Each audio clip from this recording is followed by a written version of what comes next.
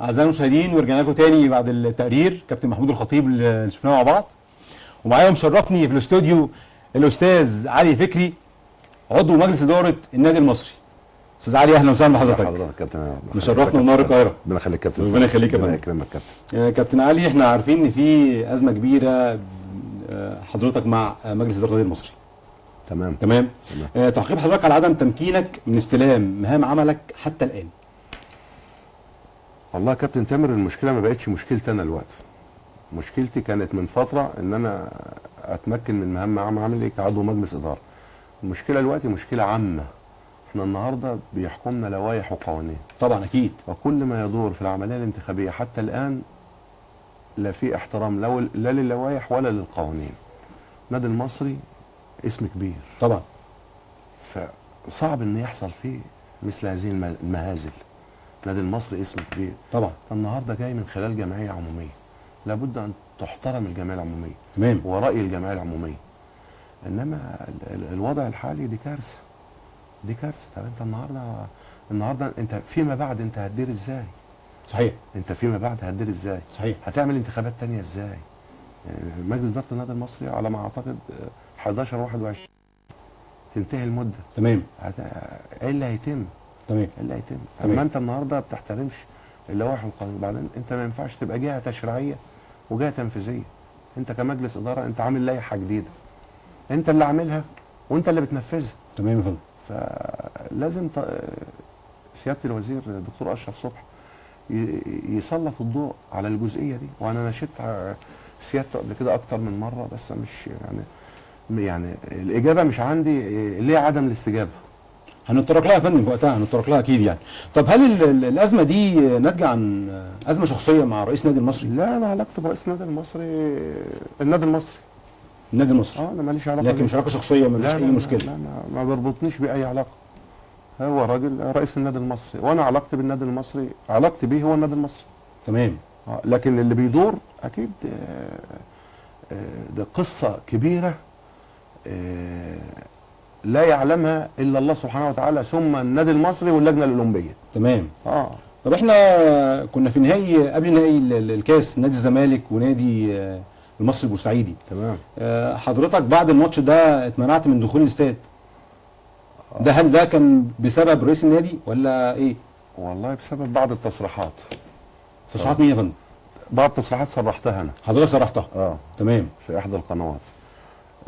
برضه مش كل ده ما فيهوش اعاقه ان انا ادخل امارس مهام عملي. تمام. لكن انا في الوقت الحالي يعني مع احترامي الشديد للنادي المصري وحب للنادي المصري وجماهير النادي المصري، انا ككرسي حاليا في ظل وجود بعض الاشخاص الموجودين في المجلس، انا ما يلزمنيش دخول النادي المصري في الوقت الحالي. ما بيستويش حضرتك الكرسي؟ لا انا ما عادش خلاص. في الوقت الحالي لا. تمام. تمام. انا يعني سبحان الله رب ضرة نافعة. سبحان الله. ان انا ما دخلتش وكان خير ليا.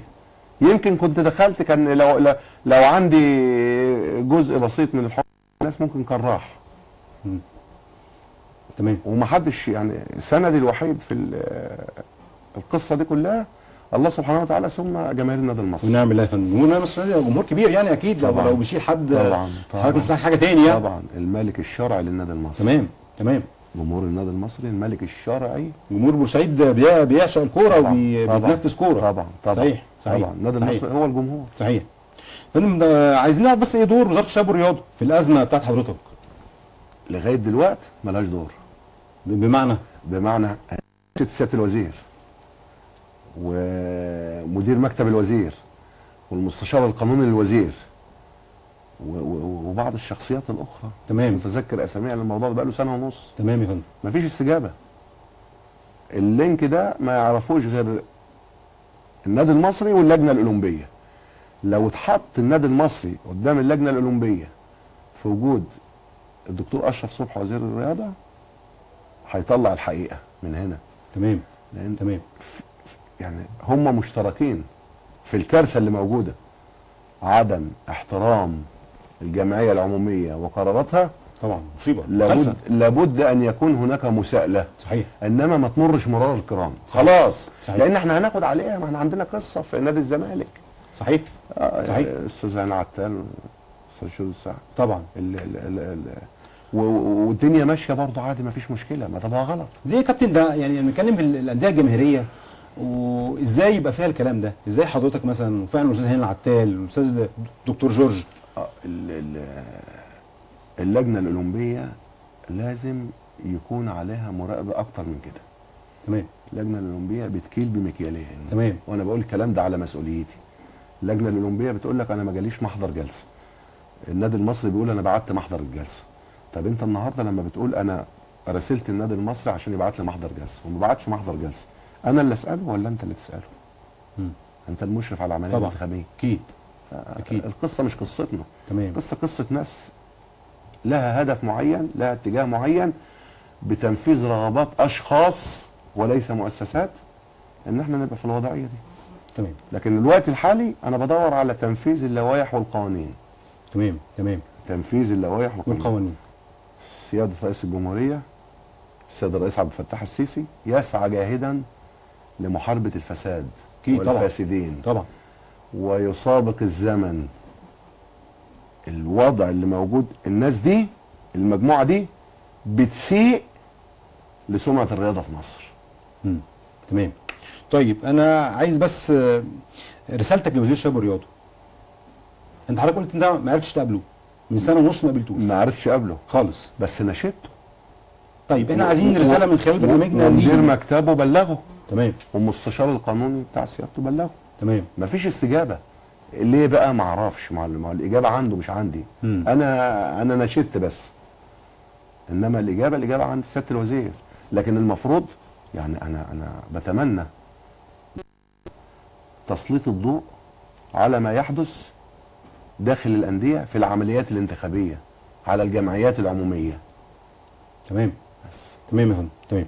حضرتك شايف ان في مجاملة واضحة من المهندس هشام حطب لرئيس النادي المصري؟ طبعا. طبعا. طبعا. امال ايه؟ طبعا. قانون ولوائح كانوا بيقولوا الاول ان في طعن. الطعون لا توقف الاعتمادات. يعني انت لو حضرتك نجحت في الانتخابات ومعمول متقدم ضد حضرتك طعن، بتديني الاعتماد بتاعي الى ان يفصل في الطعن. تمام. انتوا يعني حضرتك المفروض تتمكن من مكانك طبعا. حتى الطعن. طبعا. طبعا. رئيس النادي المصري نجح بالتزكيه. تمام. حاله من حالي يعني. تمام. ما شفناش طعون ولا شفنا حاجه ولا شفنا يعني ازاي؟ طب يعني انتوا الاثنين زي يعني تقريبا نفس غريبه وجديده. بس المشكله بقى مش فيهم بقى هم. يعني المشكله النهارده اللجنه الاولمبيه بتعمل اللي بتعمله. النادي المصري او بعض الاشخاص بيعملوا اللي بيعملوه بالاشتراك مع اللجنه الاولمبيه. فين المراقب بقى على المنظومه؟ تمام. فين المراقب؟ طيب احنا بنتكلم في اللجنه الاولمبيه، ما زلنا مع اللجنه الاولمبيه. تمام. حضرتك بعت او خاطبت اللجنه الاولمبيه؟ انا كنت متواجد في اللجنه الاولمبيه بصفه مستمره، بس ما بيفيدكش. تمام. بيوريك ورقه ان هو ناشد النادي المصري، لكن ما يسلمكش الورقه. تمام. لكن هو بيوريك ان هو بيخاطب النادي المصري لارسال محضر الجلسه للجمعيه العموميه اللي كانت بتاريخ 28/12/2018. تمام. والنادي المصري رفض. النادي المصري ما ردش. يقول لك مش قصتي انا هعمل له ايه؟ ازاي تعمل له ايه؟ امال مين اللي يحاسبه؟ خلاص انا لو الموضوع هيستمر على هذا الوضع، انا بناشد سياده الوزير ان احنا اقترح اقتراح. اتفضل. ان احنا نلغي قصه الانتخابات بقى. ويبقى الموضوع تعيين، او طالما هنعمل انتخابات ومش هننفذ يبقى ملهاش لازمه. صحيح. صحيح.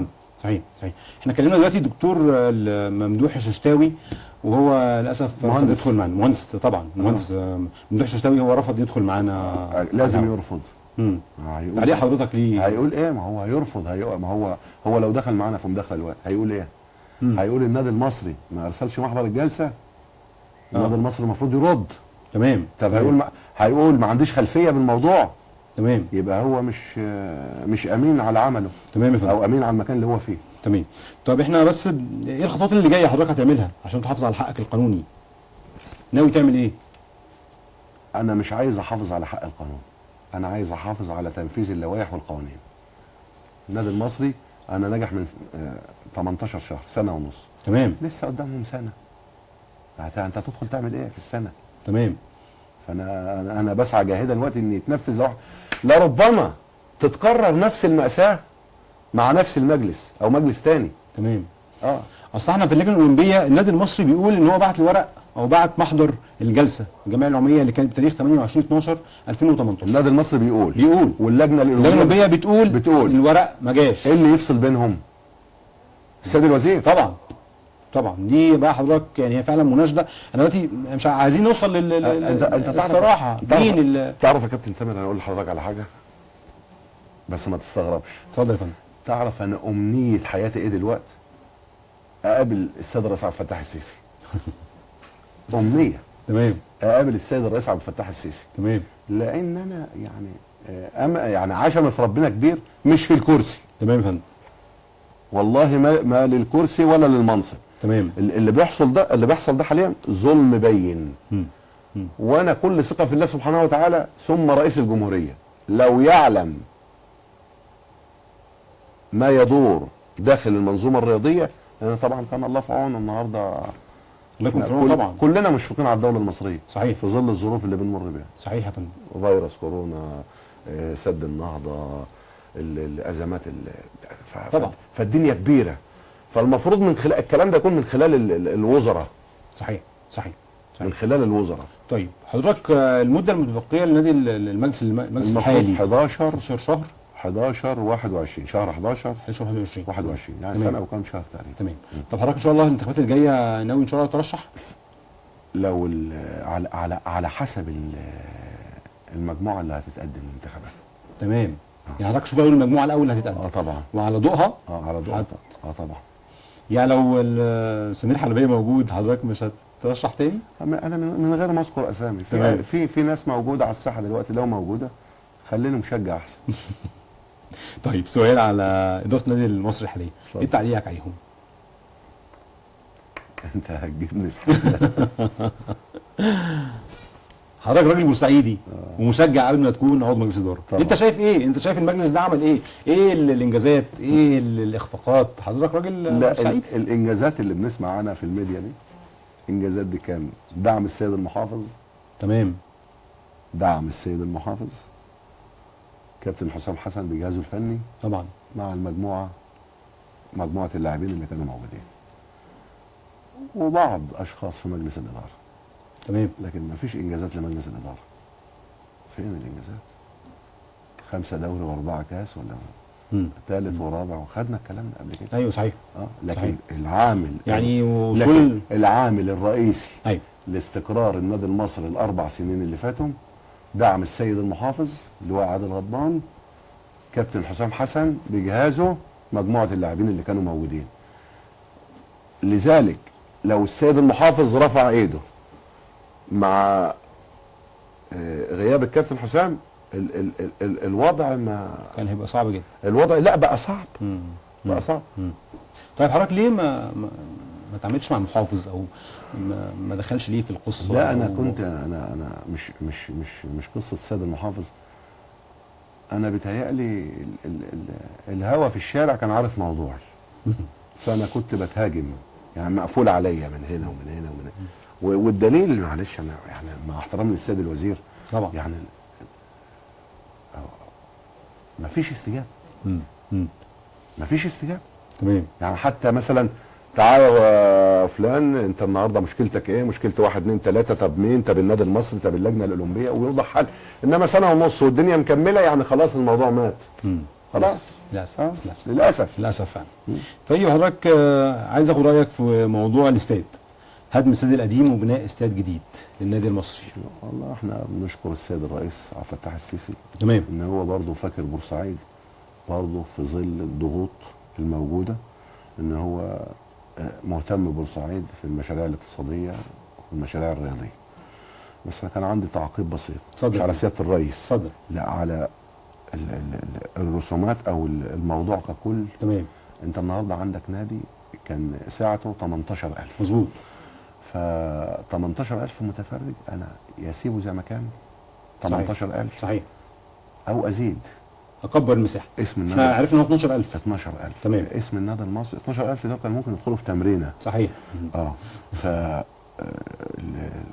الدوله واجهزه الدوله مشكوره ان هي هتعمل لنا حاجه، مفيش مشكله. تمام. لكن انا بتمنى ان الحاجه اللي تتعمل تليق باسم النادي المصري.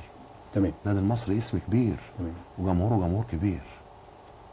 تمام. اهلي، زمالك، مصري، محله، الانديه الاسماعيلي، الانديه الجماهيريه دي لها شان، هم اعمده اكيد اكيد اعمده طبعا الكوره في مصر، النادي الجماهيريه في مصر. فانا بتمنى من كل من يهم الامر ساعه الاستاد تليق بالنادي المصري، حتى نتمكن ان احنا نبقى لنا دور في البطولات، في استضافه الماتشات. استاذ علي حضرتك شرفتني والله ونورتني ربنا يخليك النهارده. كابتن تامر.